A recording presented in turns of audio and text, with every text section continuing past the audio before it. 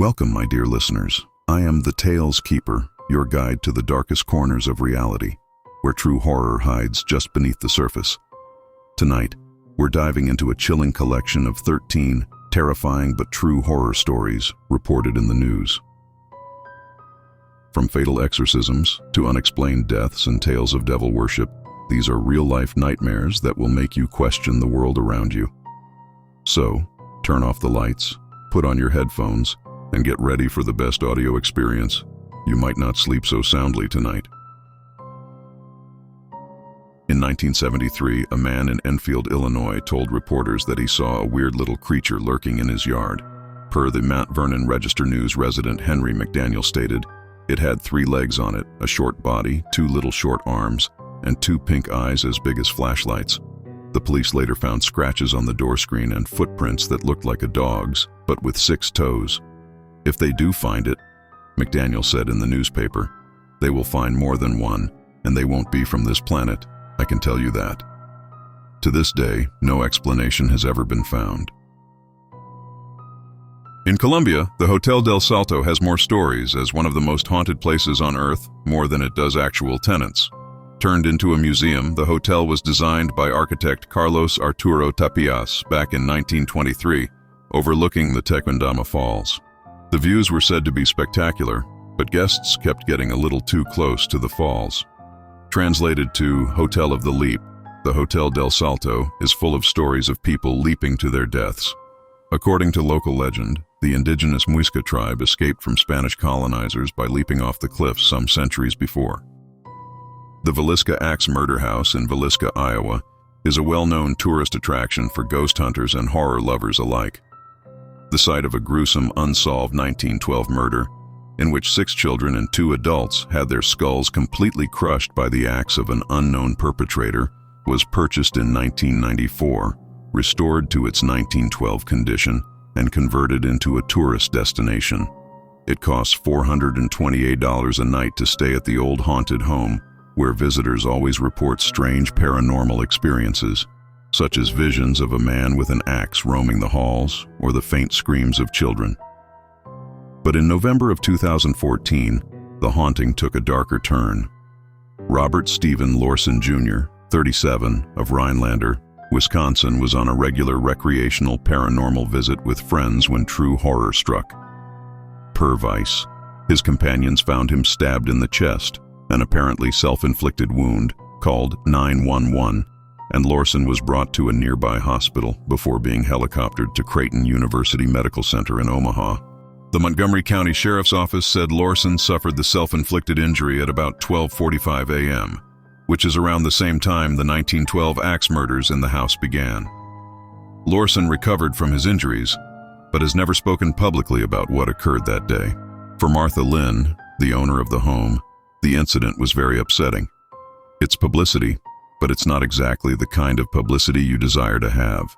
I don't want people thinking that when they come to the Villisca Axe Murder House, something's going to happen that's going to make them do something like that. The house remains open for tourist visits and overnight stays today.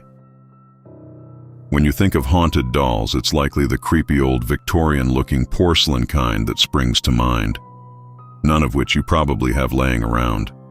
Still, don't get too comfortable around any kids' toys too soon, though. A Disney's Frozen Elsa doll that was gifted for Christmas 2013 in the Houston area made headlines earlier this year when it seemingly became haunted. The doll recited phrases from the movie Frozen and sang, "Let It Go," when a button on its necklace was pressed. For 2 years it did that in English, Mother Emily Madonia said. In 2015 it started doing it alternating between Spanish and English. There wasn't a button that changed these, it was just random. The family has owned the doll for more than 6 years and never changed its batteries. The mother says the doll would randomly begin to speak and sing, even with its switch turned off. The family decided to throw the creepy doll out in December of 2019. Weeks later, they found it inside a bench in their living room. The kids insisted they didn't put it there, and I believed them because they wouldn't have dug through the garbage outside, Madonia told KPRC2 Houston News. At that point, Elsa ceased to sing the English rendition of "Let It Go" altogether, speaking only Spanish when pressed. The family then double-bagged the bizarre doll and placed it at the bottom of their garbage, which was taken out on garbage day. They went on a trip shortly after, but when they returned, Elsa too had come back and was waiting in the backyard of their home. This time, the family mailed Elsa to a family friend in Minnesota, who taped the haunted doll to the front bumper of his truck. It doesn't seem to have made its way back to Houston yet, as per Madonia's latest February Facebook update on the creepy doll. In August 2016 in North London, 26-year-old Kennedy Ife began acting strange and aggressive following a pain in his throat. He reportedly bit his father, threatened to cut off his own penis, and complained of a python or snake inside of him before his family restrained him to a bed with cable ties and excessive force. As the BBC reported, the family then set about attempting to cure Kennedy through restraint and prayer over the next 3 days, the court was told. His brother Colin Ife told police, "It's clear that thing was in him, what we believed was a demon because it was not natural. It was clearly trying to kill him," he said. "We had to restrain him for himself. It was clear if we didn't restrain him, he could have tried to harm people in our family." Kennedy Ife had been bound to his bed for 3 days without medical attention when his brother called emergency services, explaining that Kennedy Ife was complaining of dehydration. He appeared to have developed breathing issues and was pronounced dead at 10:17 a.m.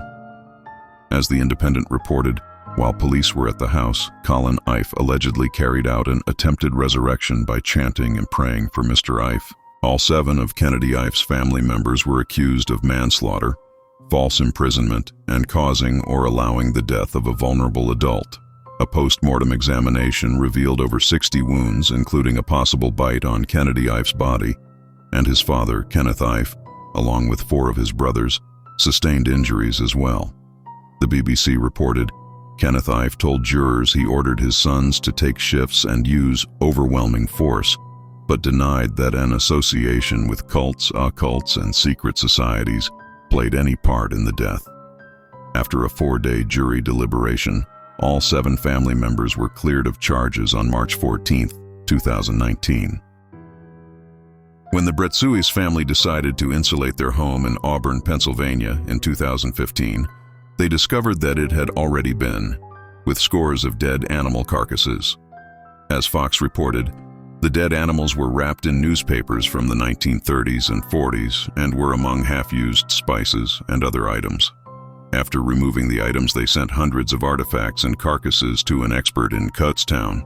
The expert attributed the rotting animals in their walls to powwow or Dutch magic, a ritual originating in the culture of the Pennsylvania Dutch to treat ailments and gain physical and spiritual protection. The Pennsylvania Dutch were a group of German-speaking settlers to Pennsylvania in the 1600s and 1700s, and are often of Lutheran, Mennonite, or Amish faiths. The Washington Post notes on the magic, many of the spells deal with the care of livestock, finding water, or the treatment of minor ailments, reflecting the conditions and concerns of early American settlers. But powwow also has within it a tradition of darker spells, and even of such things as conjuring demons. One notable ritual in their tradition is this hex to create loyalty in a dog. To attach a dog to a person, provided nothing else was used before to effect it. Try to draw some of your blood and let the dog eat it along with his food, and he will stay with you. The mold found on the rotting carcasses in the Bretsuis' home has caused illness among the family members, and they say that the odor hasn't gone away. Friends noticed that Danielle Harkins, a 35-year-old schoolteacher near St. Petersburg, Florida, started acting strangely in June of 2012, developing an interest in demonic rituals. Soon after, she was arrested for abuse of 7 of her former students, as the Tampa Bay Times reported. Danielle Harkins told the kids they needed to rid their bodies of demons as the group gathered before dusk Saturday around a small fire near the St. Petersburg Pier. They should cut their skin to let the evil spirits out, police said she told the children. Then, they needed to burn the wounds to ensure that those spirits would not return. When Harkins held a lighter to one teen's hand, wind blew the flame out, police said. That prompted her to douse his hand in perfume before setting it on fire. The boy suffered second-degree burns, police said. Another teen was cut on the neck with a broken bottle, police said.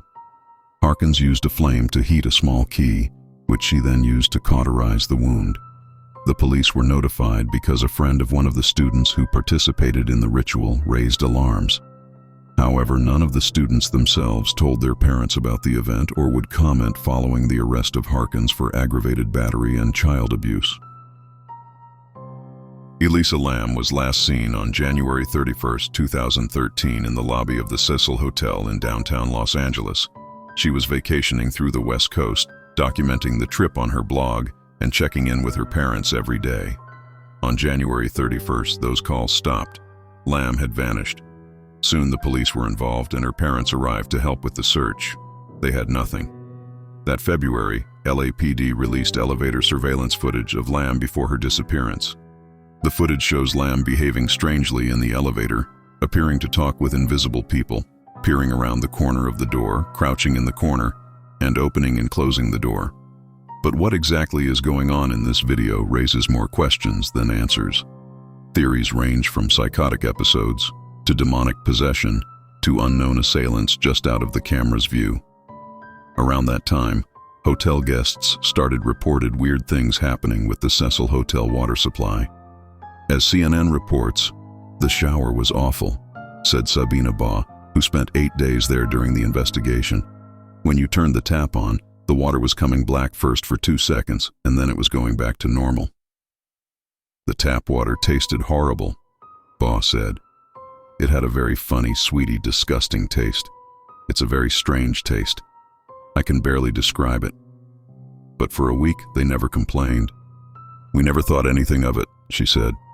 We thought it was just the way it was here. On the morning of February 19th, a hotel employee climbed to the roof and used a ladder to investigate the hotel's water storage tanks.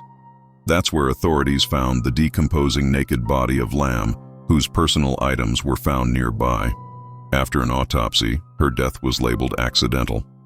NBC Los Angeles reported at the time about the strange circumstances in the hotel's past. The tank has a metal latch that can be opened, but authorities said access to the roof is secured with an alarm and lock. The single-room occupancy hotel has an unusual history. Night Stalker Richard Ramirez, who was found guilty of 14 slayings in the 1980s, lived on the 14th floor for several months in 1985. And international serial killer Jack Unterweger is suspected of murdering 3 prostitutes during the time he lived there in 1991. He killed himself in jail in 1994. In 1962, a female occupant jumped out of one of the hotel's windows, killing herself and a pedestrian on whom she landed. In February 2021, a Netflix doc called Crime Scene: The Vanishing at the Cecil Hotel explored Elisa's tragic case and the history of the cursed Cecil Hotel. The Indianapolis Star published a lengthy report on a family terrorized by 3 children allegedly possessed by demons.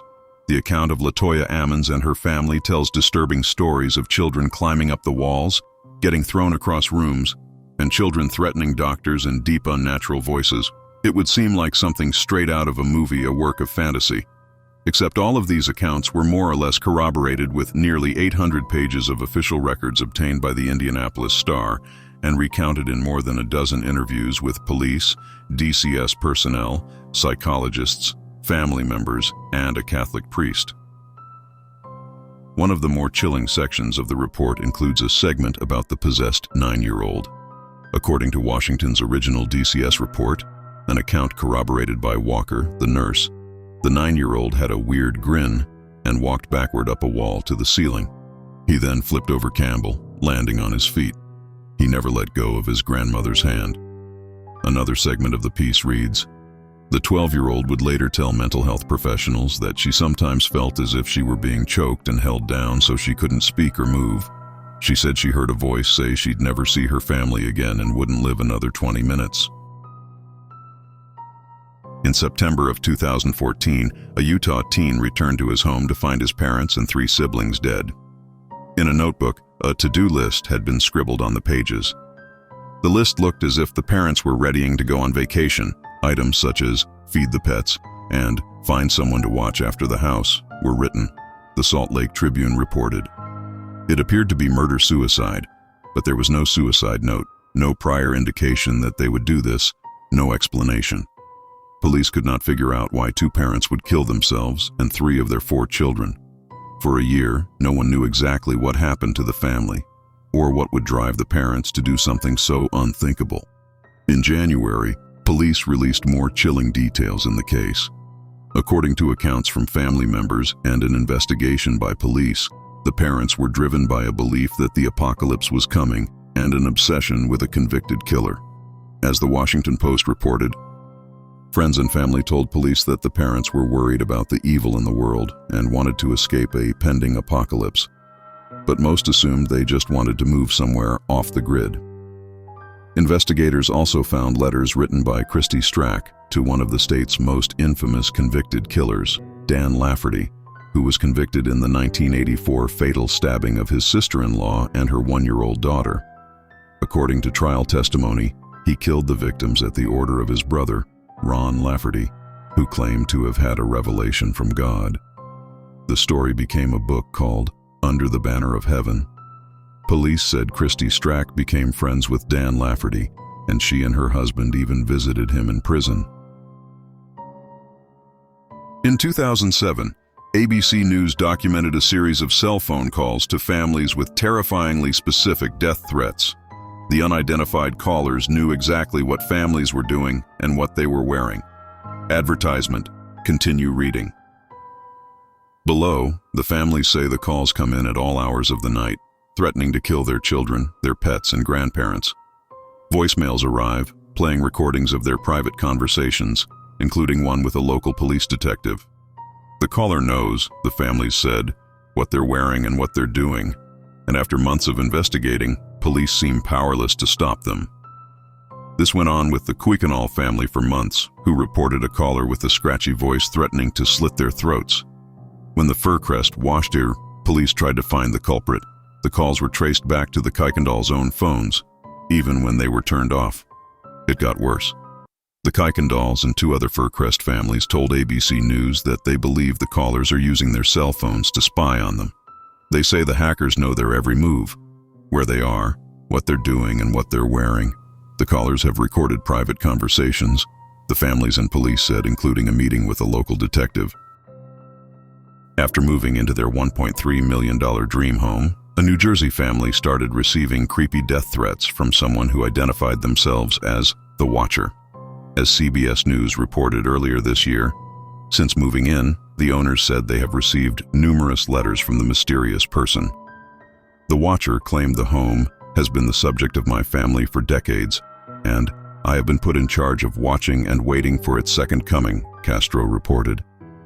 The new owners have several children, and other letters asked, have they found out what's in the walls yet? And I am pleased to know your names now and the name of the young blood you have brought to me. The family was forced to flee from their home and later filed a lawsuit against the previous owners. In 1974, 24-year-old Waco University student Issei Sagawa allegedly followed a German woman to her home in Tokyo, Japan, broke into her apartment while she was sleeping, and attempted to cut a piece of flesh off her body to consume. When she awoke, she reportedly fought him, and he was later captured by the police. According to a 2012 Vice documentary that covered Issei's bizarre story, he was mistakenly charged with attempted rape, and his wealthy father paid the victim a settlement outside of court to have the charges dropped. 7 years later, in 1981, he allegedly committed a murder in France, shooting and eating a fellow university student, René Hartfelt. Issei creepily documented the entire experience with photographs, and he was captured by authorities once again, while attempting to dump the rest of her body in the Bois de Boulogne lake. He was deported back to Japan and committed to a mental institution. For reason unknown, his psychologists in Japan declared that he was sane. Furthermore, a legal technicality involving the French government refusing to turn over the documents from his case meant that his murder charges were dropped completely. He checked himself out of the mental hospital and has reportedly been walking the streets as a free man ever since. Issei has even become a controversial celebrity, writing over 20 books. According to Japan Today, he most recently fantasized about an unnamed TV actress, saying, "I'll catch a glimpse of her thigh and think, that sure looks tasty, but I don't feel like I actually want to eat it. As I accomplished the act of cannibalism once, there's no meaning to maintaining the desire for it anymore. In my book, I wrote that human flesh, was tasty, but that was not really true. I'd much rather eat Matsuzaka, Kobe beef. But because I'd desired to consume human flesh for so long, I'd managed to convince myself that it would necessarily be delicious. Issei Sagawa was also referenced in the Rolling Stones song, Too Much Blood, with the lyrics reading, "And when he ate her, he took her bones to the Bois de Boulogne." He is currently 73 years old and continues to live in Kawasaki City, Japan. To this day, no one knows why France did not allow Japan to give him a trial. And there you have it, 13 stories that prove sometimes the scariest things aren't found in fiction, but in the real world. Remember, the truth can be stranger and far more terrifying than any ghost story. Until next time, my dear listeners, keep your wits about you and beware of the shadows, because you never know what might be lurking there, waiting to make its way into the headlines. This is the Tales Keeper, signing off.